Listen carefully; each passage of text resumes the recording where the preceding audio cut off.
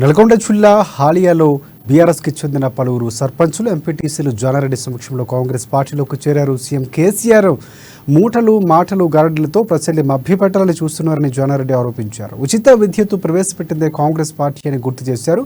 Congress party అధికారంలోకి వస్తే current మాయం అవుతున్నట్లు సీఎం కేసీఆర్ మాట్లాడుతున్నారని వ్యంగ్యంగా వ్యాఖ్యానించారు.